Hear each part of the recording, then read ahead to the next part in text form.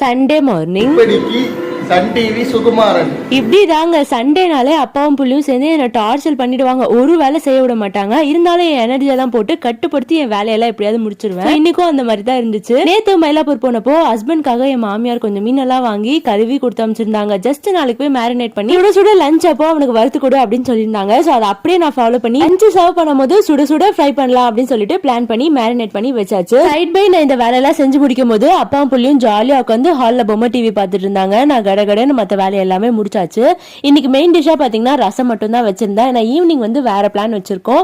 அதனால லைட்டா வந்து லஞ்ச் சாப்பிட்டுக்கலாம்னு சொல்லிட்டு மீன் வறுவல் அப்புறம் வந்துட்டு ரசம் வச்சுட்டேன். எனக்கு மீன் செட் ஆகாது. அதனால வந்து நேற்று அக்கா வீட்டுல இந்த கேப்சிகம் தொக்குன்னு சொல்லி செஞ்சாங்க.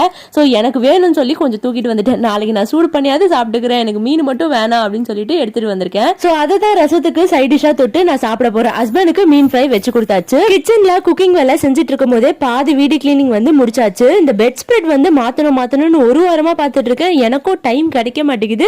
டைம் கிடைச்சாலும் எனக்கு சோம்பேறித்தனமா இருக்கு. இன்னைக்கு எப்படியாவது மாத்தி ஆகணும்னு சொல்லிட்டு என்ன நானே ஃபோர்ஸ் பண்ணி எப்படியும் அந்த பெட் ஸ்ப்ரெட்டை மாத்தியாச்சு. அந்த ஒர்க் முடிச்ச கையோட ஒரு வாரமா துவைச்சு குவிச்சு வச்சிருந்த துணி எல்லாத்தையும் சூப்பரா மடிச்சு ஆர்கனைஸ் பண்ணி வச்சாச்சு. அந்த கையோட சாப்பிட்டு முடிச்சுட்டு விக்ரம்க்கு பூவா விட்டுறதுக்கு கீழே வந்தாச்சு. இப்பெல்லாம் விக்ரம் புதுசா கீழே போய் சைக்கிள் ஓட்டிட்டு விளையாண்டாதான் சாப்பிடுன்னு சொல்லிட்டு ஒரே அட்டகாசம். உங்க பாப்பா சாப்பிடறதுக்கு என்னெல்லாம் அட்டகாசம் பண்றாங்கன்னு கமெண்ட் பண்ணுங்க.